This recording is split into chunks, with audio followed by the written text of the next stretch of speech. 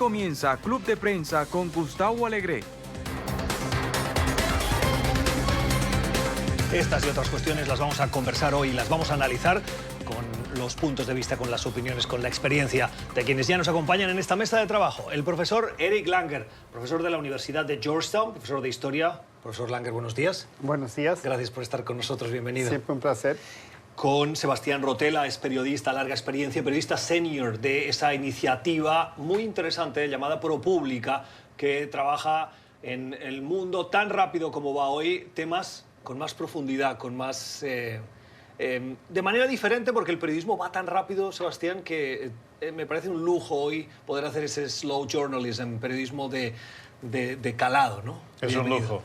Muchas gracias. Buenos días. Bueno, y nos vas a contar hoy un trabajo que acabas de realizar precisamente y las conclusiones a las que ha llegado sobre la política migratoria del presidente Trump. Así es. Gracias por estar con nosotros. Y con José López Zamorano, periodista mexicano. Pepe, buenos días. ¿Qué tal? Buenos días. Buenos días. ¿Cómo están? Gracias por estar con nosotros.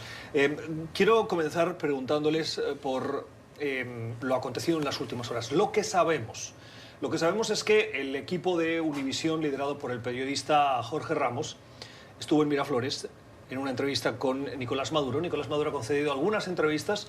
Sorprende que haya aceptado una entrevista con Jorge Ramos y con Univisión, pero la aceptó. Se sentó con él y Ramos, con su estilo característico, apretó a Nicolás Maduro y lo apretó probablemente con conocimiento de causa y con argumentos, llevándole al punto en el que lo confrontó diciéndole que determinados comportamientos que tiene él y su gobierno responden más a una dictadura que a un gobierno democrático. En ese momento se interrumpió la entrevista, insistimos, por lo que explican los periodistas de Univisión, se les confiscó el material, la entrevista se suspendió, los periodistas fueron, como escuchábamos, encerrados en una habitación, incluso se les quitó la luz, les confiscaron sus celulares y luego hemos sabido que el momento de tensión se produjo cuando Jorge Ramos le mostró un vídeo, que esta mañana yo veía con detenimiento, en el que Jorge Ramos dialoga en la calle, antes de ir a Miraflores, con un grupo de venezolanos que comen literalmente de un camión de basura. Escarban, recogen esos restos de alimentos y frente a las cámaras con absoluta normalidad, como quien coge una manzana de un cesto en un mercado.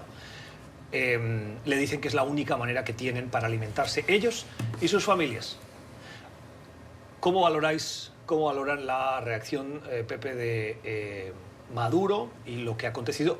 Que luego se ha visto que, escoltados por el SEBIN, fueron a su hotel y del hotel a primera hora de la mañana al aeropuerto para salir del país y han sido deportados. Bueno, en primer lugar, no creo que necesitáramos una evidencia adicional del talante autoritario de Nicolás Maduro, pero evidentemente este episodio muestra, ¿no?, esta inclinación justamente a lo que le provoca a él una prensa incómoda, ¿no? El hecho de que Jorge Ramos, como bien dijiste, lo estuvo presionando en la misma narración que Jorge Ramos hace poco después de haber sido liberado, que hace con una entrevista con Univisión Telefónica. Se nota, ¿no?, evidentemente el nerviosismo que todavía tiene, pero sobre todo la frustración, porque él estaba haciendo solamente su trabajo. Él estaba haciéndole preguntas que deberían hacérsele a Nicolás Maduro, preguntas seguramente incómodas, y como bien dices, la gota que derrama el vaso es cuando le muestra estas imágenes de personas que están comiendo de un camión de la basura, ¿no? El hecho de que la respuesta haya sido pararse de la entrevista, confiscar no solamente su equipo de video y fotográfico, sino además el material, las tarjetas de video que contenían la información, haberlos retenido, ¿no?, y que solamente hayan sido liberados después de que hubo una reacción inmediata internacional. Me parece que uno de los primeros tweets fue de José Miguel Vivanco, el director de las Américas de Human Rights Watch, y de ahí se escaló una serie de reacciones. Reaccionó el gobierno de los Estados Unidos, el gobierno de México se comunicó, hizo una protesta formal ante la Cancillería venezolana por la detención de Jorge, que como sabemos es un ciudadano mexicano, pero al mismo tiempo es un ciudadano naturalizado de los Estados Unidos, ¿no? Obviamente una actitud de este tipo es absolutamente inaceptable en el tratamiento de la prensa, pero nuevamente yo creo se suma a esta masa crítica de evidencia de lo que está ocurriendo en Venezuela y lamentablemente ilustra un poco las dificultades que va a haber para encontrar una salida pacífica o política para lo que está ocurriendo en ese país. Sabemos, además, ha habido muchos reportajes muy buenos mostrando que hay esta realidad en Venezuela, ¿no? Que la gente, hay un problema de que la gente no llega a comer, ¿no? O sea, no es que era una cosa inventada. Pero es llamativo, como bien dice Pepe, que la reacción, el reflejo autoritario de un régimen autoritario, de hacer una cosa destinada al fracaso. ¿Vas a realmente detener físicamente al periodista de la televisión de habla hispana probablemente más conocido que hay? No, bueno, no solo eso, sino que el vídeo que él le incomodó es el vídeo más visto derivado de esa situación. Es decir, si él intentó acallar ese momento de tensión, las palabras de ese ciudadano venezolano que se encara con Maduro y le dice, oiga, váyase del país, han sido ampliamente difundidas y a lo mejor dentro de la entrevista hubieran quedado diluidas, pero la reacción autoritaria ha generado la amplificación de la crisis alimentaria y crisis humanitaria que vive Venezuela. Y esto pasa, y yo he tenido experiencia cubriendo este tipo de regímenes, que notas la distancia que tienen a veces, lo encerrados que están dentro de sí mismos y cómo no entienden cómo el mundo ve las cosas y cuáles van a ser las reacciones a medidas que toman todo el tiempo dentro del contexto suyo, pero cuando están en un plano internacional, ¿no? Y ahí vemos, boom, hay un momento que se abre la ventana y vemos todos cómo piensa ese gobierno y cómo está desconectado, desfasado de la realidad internacional. Y ha sido un momento clásico del enfrentamiento de lo que es la libertad de prensa a este tipo de régimen. Increíble. Y Sebastián, imagínate si la reacción con un periodista de la talla de Jorge Ramos ha sido esa, ¿cómo debe reaccionar el gobierno de Maduro frente al comportamiento de periodistas nacionales, que no tienen esa ventana de indignación pública que puede generar y que forman parte también del sistema diario, profesor? Sí, no, lo que veo, como dice Sebastián aquí, es que Maduro vive en una burbuja donde él solamente tiene gente que dice sí y nada más si alguien ya le contesta de una forma fea ya está metida en la cárcel, que es obviamente actuación y así son los dictadores. Lo que me interesa es ver cuál es la reacción a largo plazo, si eso va a tener consecuencias o no para el régimen de Maduro o no. Y eso me parece en realidad lo más importante de todo eso, porque toda la propaganda, digamos, y mejor dicho, no propaganda, sino toda la parte visual que se ha visto internacionalmente en todo eso de los camiones quemándose, de ahora con Jorge Ramos y todo eso, si eso realmente tiene consecuencias para Maduro o no, y si, por ejemplo, el gobierno de México ahora más bien se va a volcar hacia el Grupo de Lima y también condenar al gobierno de Venezuela o no, y eso habría que ver. Bueno, hasta el momento el gobierno de México, como dijimos, protestó, expresó su preocupación por lo que había ocurrido con Jorge, porque estaban formalmente retenidos. Creo que no fueron en el sentido formal detenidos como tal, pero México ha mantenido la postura de que ellos quieren, junto con Uruguay, ofrecerse como facilitadores de un camino constructivo, de diálogo, de pacificación, y hasta el momento esa posición no ha cambiado, que yo entiendo. Sebastián, ¿algún comentario antes de cerrar? Más que nada, que lo que ha sido llamativo otra vez es, como dijiste tú, que si fuera otro tipo de líder, te sientas, hablas, niegas, ¿no? Y siempre te sale mejor, ¿no? Pero este instinto falta, ¿no? Y la asesoría falta, ¿no? Porque Jorge Ramos, como bien dijiste tú, todos sabemos un poco que Jorge Ramos va a entrar combativo, ¿no? Entonces, ves una falta también de estrategia y conocimiento. ¿Qué va a pasar cuando Jorge Ramos se enfrenta a ti? Claro, y lo hemos visto en múltiples entrevistas. Exacto. El tono, el estilo. Cualquier persona que trabaje en el entorno de comunicación sabe que si tienes un periodista de estos hay que preparar al individuo para lidiar con él. Y esto describe o confirma lo que explicabas antes, que es que al vivir en esa burbuja en el que parece que pueden controlar a los medios sin ningún tipo de problema, no son capaces de identificar las dificultades en las que puede ponerle ese periodista más aguerrido en este caso Nicolás Maduro, en una entrevista con argumentos, porque el país realmente necesita una respuesta de manual. Hubiese pasado inadvertida el conflicto y el vídeo en cuestión, y ahora se ha amplificado. Bueno, les propongo que cambiemos de asunto. Hoy el Congreso comienza una semana de 3 audiencias en las que van a escuchar las declaraciones de Michael Cohen. Michael Cohen fue abogado del presidente Trump, arreglador, fixer, que dicen en inglés, el que le solucionaba los problemas, y se distanció, se reconoció culpable de varios cargos, entre ellos haberle mentido al Congreso. Hoy vuelve al Congreso, lo hará en una audiencia a puerta cerrada, mañana será abierta y el jueves será la tercera de esta semana. Su comparecencia se retrasó porque Cohen, que tiene que ingresar en prisión para cumplir una pena, si no estoy mal, de unos 3 años de cárcel, tenía que comparecer, pero, repito, rechazó la comparecencia que estaba prevista porque dijo había recibido presiones del presidente y del abogado del presidente, el exalcalde de Nueva York, Rudy Giuliani. En ese momento se pospuso la audiencia y el juez, que le ha pedido que inicie su condena a partir del mes de junio, me parece que es, ha dicho que necesita tiempo para poder tratarse una dolencia que tiene y preparar esas audiencias en el Congreso. ¿Qué esperamos, Sebastián, de estas audiencias que se van a producir?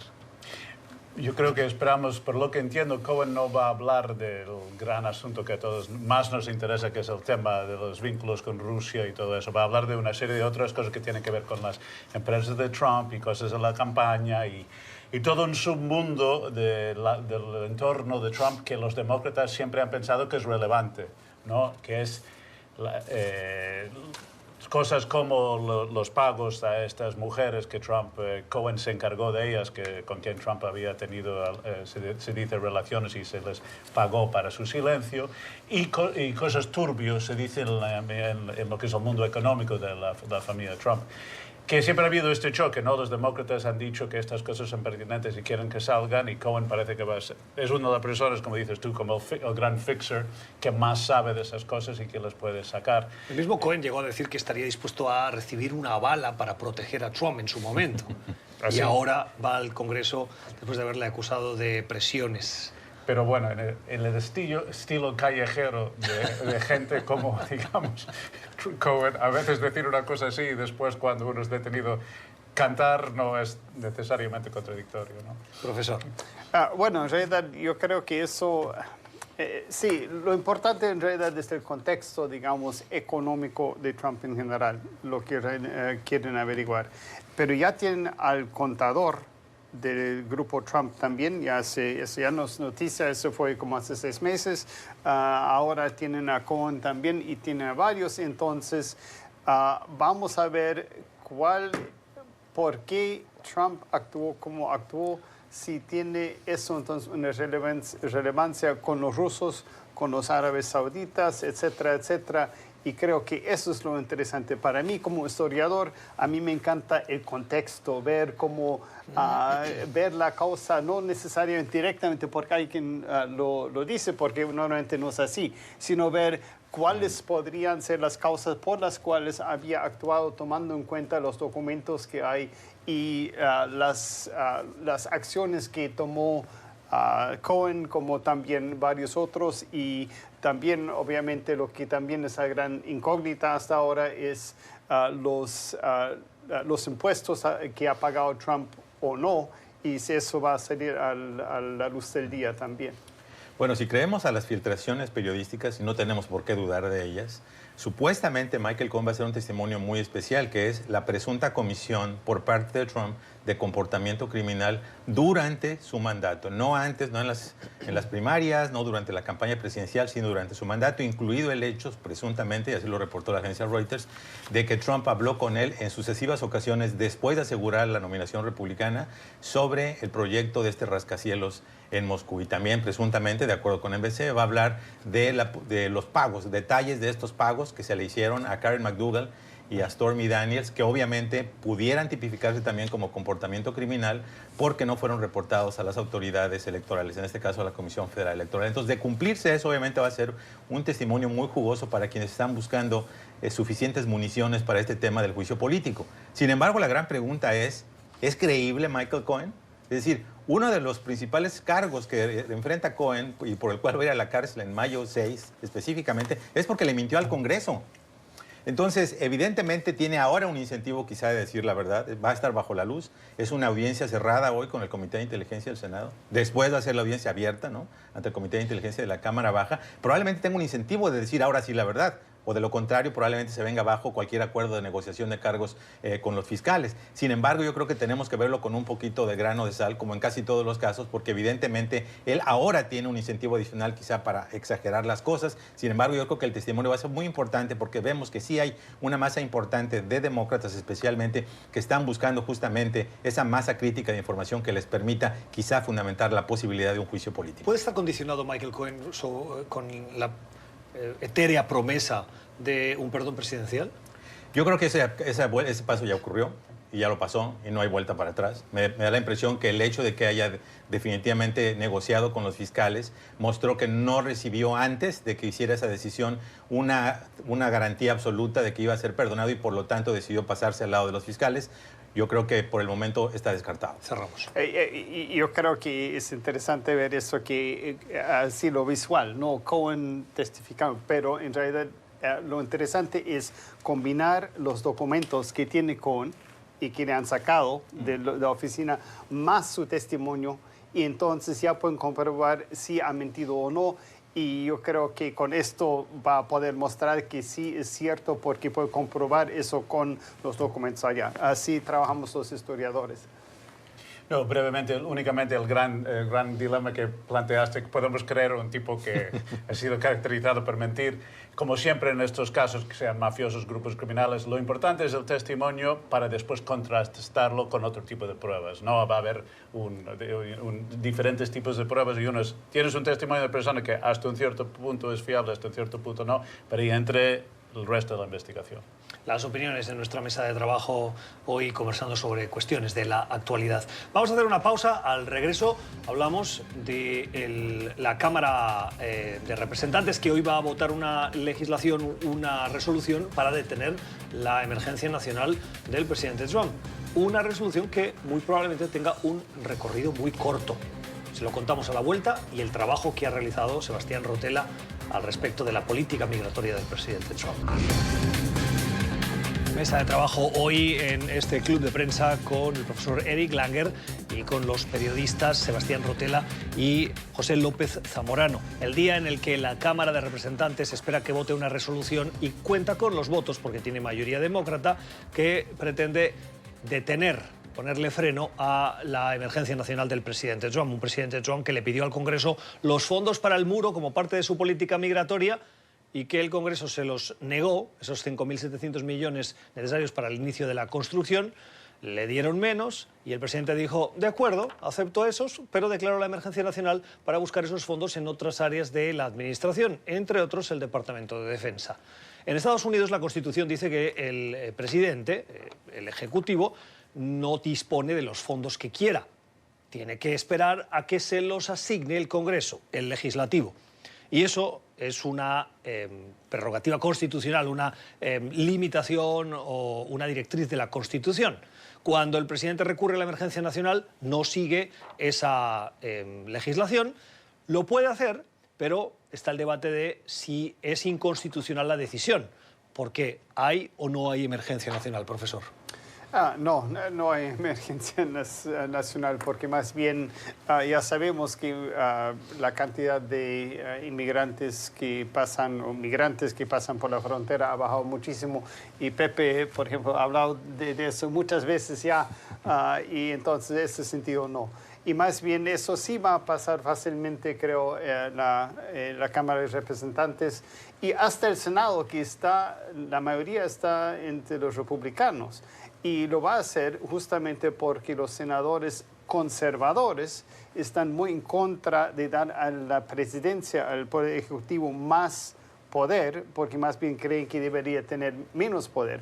Porque al final están calculando, si viene un presidente demócrata después, entonces ella va a declarar una crisis por cambio climático, por cuestión de salud o lo que sea, entonces ya no tiene control a la presidencia. Entonces parece que el Senado también va a votar en favor de esa medida, pero después Trump seguramente lo va a vetar. Y ahora tenemos que ver si hay suficiente, porque entonces que 2/3 en contra del veto para después que se apruebe la medida. Sí, es un proceso largo. De los votos, se necesita mayoría simple en las dos cámaras. Exacto. Cuando Trump vete esa resolución que le pone freno a su emergencia nacional, tiene que volver al Congreso, si el Congreso quiere revertir ese veto, y ahí sí necesita 2/3. Y es muy probable que en el Senado, que tiene que estar un periodo de 18 días, o puede estar hasta 18 días para consideración, ya tiene 2 votos republicanos de los 4 que los demócratas necesitan para sumar. ¿Conseguirán esos 2 adicionales, Pepe? No es probable, y no creo que a Trump le importe mucho. De la misma manera que el triunfo demócrata de la resolución en la Cámara Baja va a tener poco recorrido, probablemente la declaratoria nacional va a tener poco recorrido también, y me refiero por las demandas que existen en los tribunales, ¿no? Y cuando iniciabas la presentación, Gustavo, ¿no? O sea, presentabas un poco el contexto, ¿no?, de cómo esta situación. Me da la impresión, francamente, que el presidente en este caso no tiene ninguna intención realmente de ganar, ¿no? Y la mejor prueba que ilustra que, como preguntabas, esta no es una auténtica crisis de emergencia nacional, es que las siguientes 72 horas a su declaratoria se las pasó jugando golf en West Palm Beach, ¿verdad? No vimos la emergencia. Pero si es que en la misma declaración dijo que no era necesario. No era necesario en este momento, lo pudimos haber hecho después, pero prefería hacerlo antes, ¿no? Sí. Es decir, eso obviamente te ilustra. Además, si estamos comparando el tamaño de problemas nacionales, por ejemplo, la crisis de los opiáceos, ¿no?, que el año pasado armas. Está confirmado, exactamente, a eso iba. Es la de los opiáceos, que tuvo más de 50,000 muertes el año pasado, y la de las armas, que tuvo más de 33,000 muertos el año pasado. Obviamente no se comparan en dimensiones con la circunstancia, francamente, de una caravana de inmigrantes empobrecidos de Centroamérica que solo están buscando asilo político. No hay invasión, no hay crisis de la manera en que lo quiere presentar, y especialmente por el tema de los números migratorios, ¿no? Pero decía, me parece que el presidente con esta acción, independientemente de lo que pase en la Cámara Baja, donde va a pasar, independientemente de lo que pase en el Senado, donde probablemente no va a pasar, o aún si pasara, no iba a pasar el veto, el presidente solo quiere una causa. Realmente lo que quiere es presentar y describir a los demócratas y a todo el proceso como una actitud de conspiración contra su deseo de tener fronteras seguras. Y entonces va a personificar a los demócratas como los partidarios de las fronteras abiertas, va a seguir con esta falsa dicotomía que si no estás a favor del muro, estás a favor de que entren inmigrantes criminales y terroristas, etcétera, porque lo va a utilizar como su banderita de campaña para las elecciones presidenciales del 2020. Eventualmente le darán algunos fondos, muy probablemente, para construir algún pedacito de muro. Ya se comentó aquí, irá con su listoncito, le pondrá las tijeras, dirá que el muro ya está construido, porque no le importa mucho. Es realmente, de hecho, ya está diciendo que el muro está siendo construido cuando todos sabemos que no está siendo construido, se está remodelando el muro que ya existía. Así que yo lo veo más bien en un contexto político más que factual. En este contexto, ProPublica, donde trabaja Sebastián, ha publicado un trabajo en el que Sebastián y el periodista Tim Golden han trabajado conjuntamente, un extenso trabajo periodístico muy interesante al respecto de la política migratoria del presidente Trump y las consecuencias. Les voy a leer una frase y le voy a pedir a Sebastián que nos ayude a abundar en las conclusiones a las que han llegado. Dice, las políticas migratorias de tolerancia cero del presidente Trump han hecho los esfuerzos históricamente débiles de Estados Unidos contra el tráfico de migrantes aún más débiles. Esta política de tolerancia cero, Sebastián, que se vende como la mano dura para ponerle coto, está teniendo el efecto contrario a lo que el presidente y la administración están intentando explicar y justificar. Esto es lo que nos dicen las fuentes que llevamos semanas y meses trabajando, consiguiendo hablar con gente de dentro, ¿no? Gente de alto nivel, que trabajando en el campo, investigadores sobre todo, que nos han explicado eso. Y como muchas veces pasa en la frontera, hay una gran distancia entre lo que es la retórica política y la realidad sobre el campo. En este caso, como bien dijiste, la lucha contra lo que es el tráfico de migrantes, o sea, las redes que traen los migrantes como contrabando para cruzar la frontera, siempre ha sido difícil y débil, por muchas razones. Es un crimen transnacional, complicado para investigar. La misma cultura de dentro de lo que es la policía de aduanas y migración, donde hay mucha gente que trabajó en aduanas, son un poco reacios a trabajar en este tipo de caso. Nunca ha habido los fondos que podía haber, etc. Pero lo que ha pasado en la administración Trump es que si hay dos ramos de lo que es ICE, Immigration and Customs Enforcement, uno que se dedica a lo que es encarcelar y deportar migrantes y otro que son los investigadores, la política de tolerancia cero ha empujado todo lo que es el dinero y la prioridad política a la parte de la calle, la parte de trabajos de bajo nivel, digamos, porque es muy costoso detener, encarcelar y deportar la gran masa de migrantes como está haciendo la administración Trump. Se ha doblado lo que es, por ejemplo, poner cargos criminales, por ejemplo, solo por inmigración ilegal de como 30.000 a 60.000 en la administración Trump. Entonces, ¿qué pasa? La parte investigativa, que haría las investigaciones complejas para entender las redes mafiosas, algunas de ellas vinculadas al narcotráfico en México y Centroamérica, que muevan la gente, han sufrido, me dicen, no tenemos los fondos que teníamos antes para pagar a informantes, para viajar. Había un grupo de inteligencia que intentaba entender ese mundo, que llegó a tener hace un par de años hace 50 personas en él trabajando para analizar este mundo tan complejo internacional de las mafias del tráfico. Ahora ha menguado hasta tener como una docena de personas. Irónicamente, curiosamente... De 50 a 12. 50 a 12 es lo que nos han explicado. Y ha habido a esta agencia investigativa, Homeland Security Investigations, que son los que hacen las investigaciones de todo tipo de tráfico de migrantes, a terrorismo, a pornografía, ¿no? Tienen ya muchos trabajos por hacer. Les han ido empujando a hacer otro tipo de trabajo más que la investigación compleja de estas mafias. Por ejemplo, han aumentado 4 o 5 veces lo que son inspecciones en lugares de trabajo, que es... Puedes decir, es una cosa meritoria, ver si hay inmigrantes ilegales trabajando en empresas, pero comparado a lo que es la lucha contra traficantes de personas, que muchas veces son violentos, que violan, que explotan, que secuestran, es una cuestión de prioridades otra vez. Y curiosamente, a pesar de que escuchamos a nivel alto en esta administración casi todos los días lo malos que son los traficantes inmigrantes, la lucha contra ellos ha ido perdiendo fuerza, fondos y prioridad. Ahora escuchándote pensaba en todas las afirmaciones que hemos escuchado en los últimos días o semanas de que en esos grupos de migrantes hay terroristas, hay personas malas, están organizadas, incluso hay voces que hablan de que quien paga esos grupos son políticas o personas vinculadas a gobiernos de izquierda en América Latina. Léase Nicaragua, léase Venezuela. Toda esa información hoy es más débil por culpa de estas decisiones de la administración. Digamos, hay diferentes cosas. Lo del terrorismo, yo he cubierto mucho el terrorismo y mucho la frontera con México y siempre uno busca para ver si hay una conexión. Y lo que es llamativo es que ha habido, o sea, no ha habido un caso serio de terroristas intentando cruzar la frontera con México. Esto ya es una retórica que creo que cae por su propio peso. En el otro, las redes de tráfico de migrantes obviamente han prosperado en estos últimos años porque, como bien dicen los compañeros, la frontera es más difícil de cruzar y la cantidad de gente que logra cruzar es cada vez menos, ¿no? Entonces, hay dos fenómenos. Baja el éxito de la gente que quiere cruzar la frontera y aumenta el poder de los traficantes porque son cada vez más necesarios para intentar el cruce. Entonces, curiosamente, sí, o sea, si vas a hacer política de tolerancia cero, pero desatender lo que es la parte investigativa, que podía tener un impacto, porque estas redes, sobre todo, están moviendo centroamericanos que tienen que cruzar México. Podías ver una política inteligente de investigación coordinando con México, por ejemplo, que probablemente podía tener un impacto, pero ha ido perdiendo. Sí, en efecto, esto confirma lo que muchos percibíamos y en ese sentido quiero felicitar a Sebastián por ese extraordinario trabajo. Yo creo que esto muestra que el periodismo de investigación importa mucho, porque con los datos duros es como deberían fundamentarse las políticas públicas. Y yo creo que esto confirma de alguna manera lo que muchos sabíamos. Realmente, más que un interés de resolver el problema del tráfico de personas, de crear una frontera segura, estable y un flujo ordenado, como podría ser con políticas, por ejemplo, ¿no?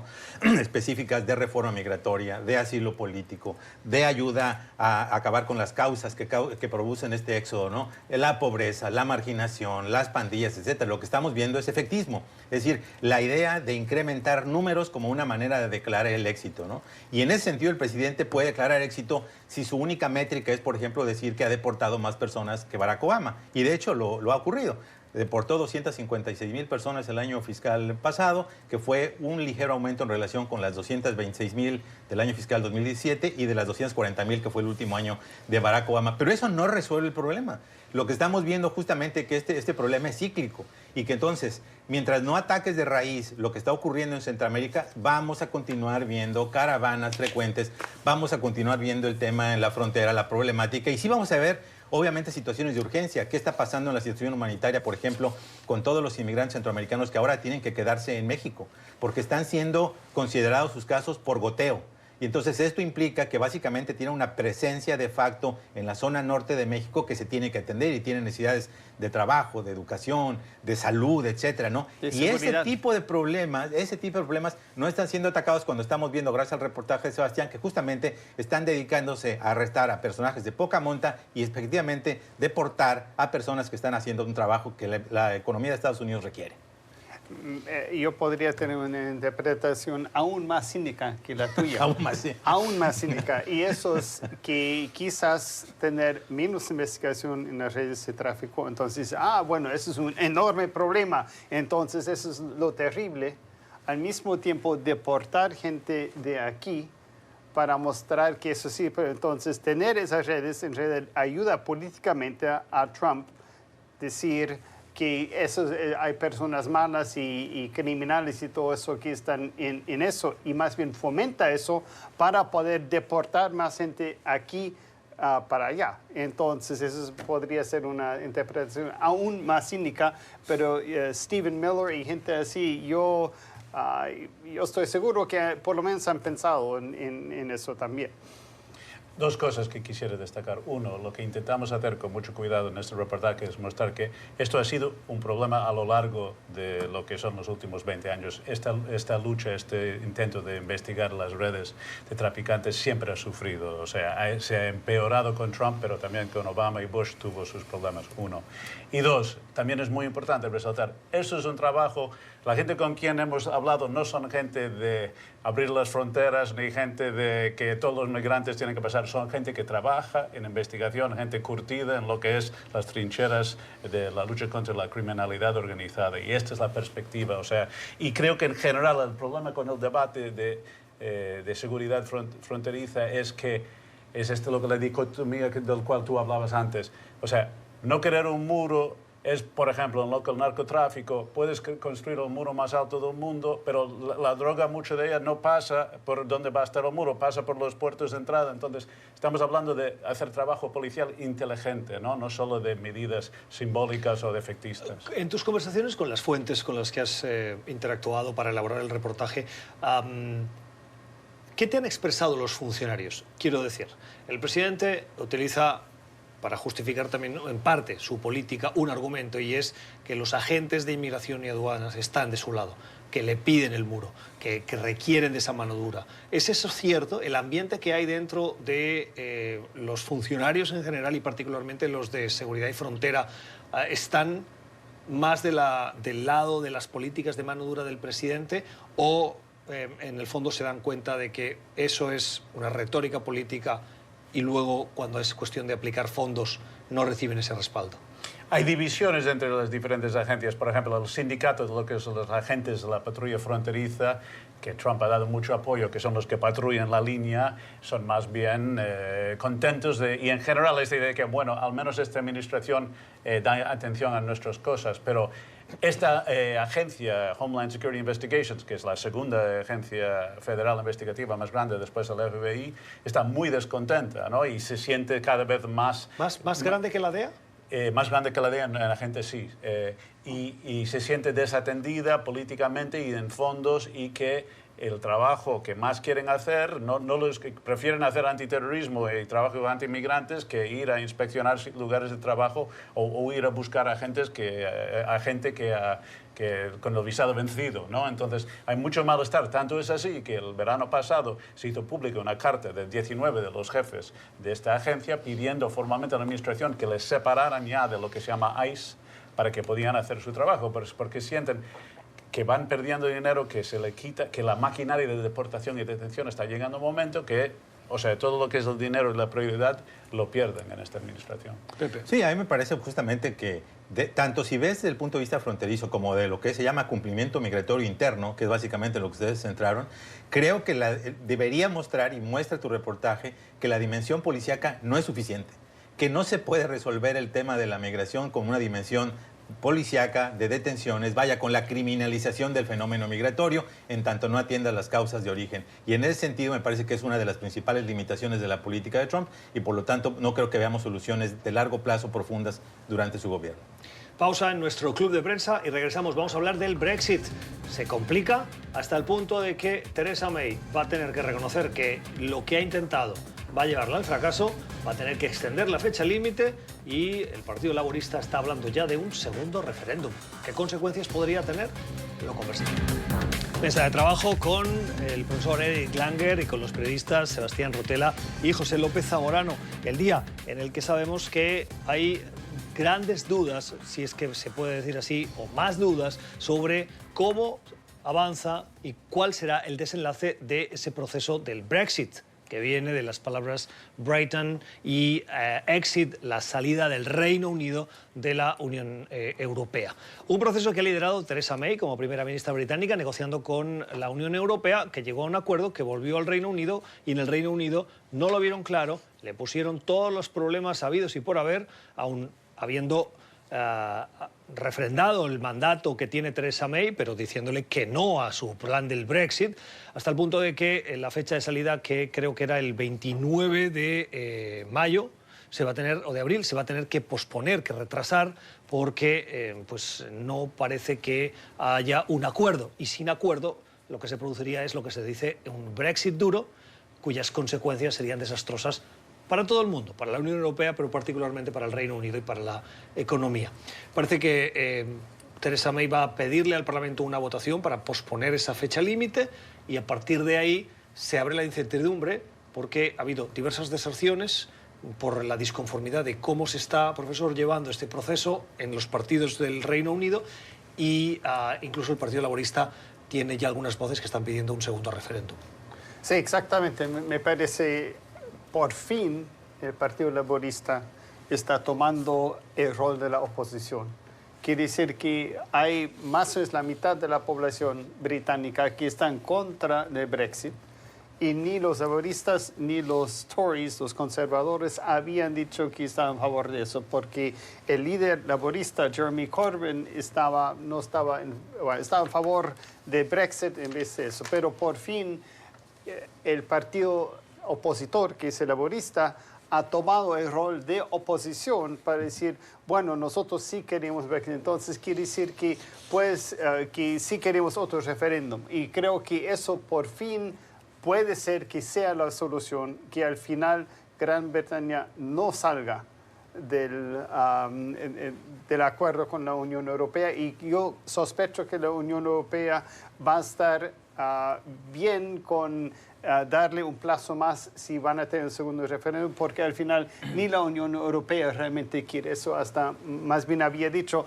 no hay problema, si ustedes quieren volver, los dejamos volver sin consecuencias, pero nos tienen que mostrar que sí lo quieren hacer. Entonces, en ese sentido, creo que esto es muy importante. Pepe, antes una puntualización, creo que dije 29 de abril y es 29 de marzo, la fecha límite en la que tenía que haber un acuerdo, y si no hay ese acuerdo, aquí queda la corrección, la fecha límite era 29 de marzo. Pepe.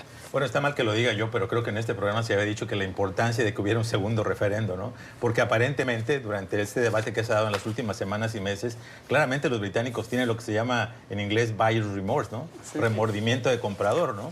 Y tiene mucho sentido porque hemos visto esto en otros intentos de vender este tipo de acciones políticas y políticas públicas que tienen gran envergadura, gran significado nacional, que muchas veces o no se contaba con los datos duros, de ahí la importancia del buen periodismo, o se contaba con expresiones engañosas de quienes están vendiendo estos proyectos. Entonces, yo creo que muchas de las personas que votaron por el Brexit, muchas veces por este fantasma de la inmigración y las fronteras, la pérdida de la soberanía, ¿no? Este tipo del factor miedo, ¿no? Realmente no tenían una comprensión cabal de lo que implicaba en términos económicos, en términos políticos, de comercio, etcétera, y están teniendo una segunda oportunidad de checarlo. Entonces, en ese sentido, a mí, como observador externo, absolutamente me parece que tiene mucho sentido, tomando en cuenta que la señora May ya fracasó en su intento de vender su propia negociación con la Unión Europea, tomando en cuenta que obviamente el público de manera mayoritaria está dudando de si tuvo una buena decisión. Me parece que tiene mucho sentido que la oposición en ese sentido tome una posición de sentido común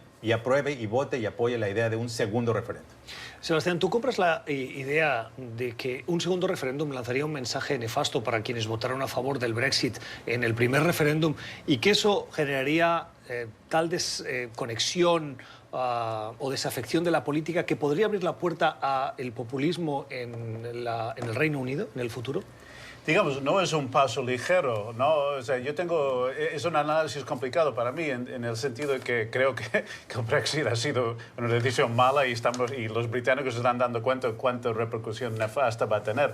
Al mismo tiempo, si pides al pueblo que se exprime y el pueblo dice, quiero hacer eso, y después dice, uy, resulta que eso va a crear muchos problemas que no habíamos visto, bueno, vamos a pedir otra vez a ver si dicen otra cosa, puede entender como la gente que votó por eso piensa lo que piensas de su decisión, van a sentirse engañados y defraudados, y si ya parte de la razón que votaron fue por una cierta desilusión y rechazo al sistema, no que les empujó a hacer eso, fomentado por algunas políticas populistas, los que empujaron el referéndum, supongo que sí, que agravaría todo este tipo de emociones, ¿no? Que creo que son sobre todo emociones políticas, que estamos yendo en toda Europa hasta un cierto punto, ¿no? Que los ánimos están caldeados, es que el acto de votar y el acto de analizar las decisiones tiene mucho que ver que cómo puedo rechazar, cómo pueden dar un mensaje de enfado, aunque después los resultados pueden ser un boomerang que va a tener efectos que son contraproducentes. Aunque hay que tomar en cuenta que ahora todavía no hay ningún populista que se vislumbra en el escenario político británico, ¿no? Entonces, todavía los grandes partidos son los grandes y no hay nadie que esté allá para cambiar eso. Además, es un sistema parlamentario, entonces diferente que un presidencial. Populismo sería muy diferente en Inglaterra o Gran Bretaña que en el resto de Europa. Quería proponerles a los invitados que hablásemos de Cuba, pero tengo una pausa pendiente, por lo tanto prefiero que hagamos ahora la pausa y al volver hablamos de Cuba y, si nos da tiempo, de alguna cuestión más de la actualidad. Cuba, que ha votado este domingo el referéndum, o llamado referéndum para la Constitución cubana, y que ayer por la tarde conocimos los resultados, abrumadora mayoría a favor, pero el voto del no ha hecho historia. Se lo contamos a la vuelta.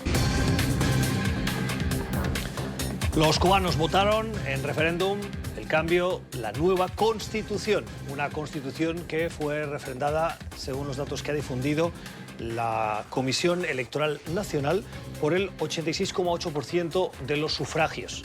Pero hagamos los números de la siguiente manera, si les parece. El total del padrón de cubanos que estaban llamados y podían ejercer su derecho a voto es de 9.292.000 votos, poquito más, 9 millones. De esos votaron el 84,4%. Y de ese voto del 84,4% sale que el 86% votó que sí. No sé si me siguen porque son muchas cifras, pero 9.200.000, casi 300.000 cubanos llamados a votar. De esos, en números absolutos, 6,8 millones votaron a favor. Y lo que hace la oposición es sumar los votos en blanco, nulos, de rechazo y que no votaron, es decir, unos 2,5 millones, para decir que esos no apoyaron la propuesta del gobierno de una u otra manera. Sebastián, ¿es buena la manera de hacer estas cifras como está haciendo la BBC, por ejemplo, explicando que hay unos 2,5 millones de cubanos que no están con el gobierno dentro de ese padrón de 9,2 millones? Bueno, yo supongo que es la frase que usaste de una u otra manera, ¿no? Supongo que decir que es un bloque opositor sería simplificarlo. Por lo que entiendo, había diferentes razones. Había, por ejemplo, gente de iglesias evangélicas que están creciendo en la isla, que tenían razones más bien sociales para el tema del matrimonio igualitario, y otros que serán la oposición clásica. Pero lo que sí es interesante en un contexto de una isla que no es una democracia consolidada, mucho menos un régimen autoritario, que la gente se anima a votar no o de alguna forma expresar su inconformidad, y esto es interesante.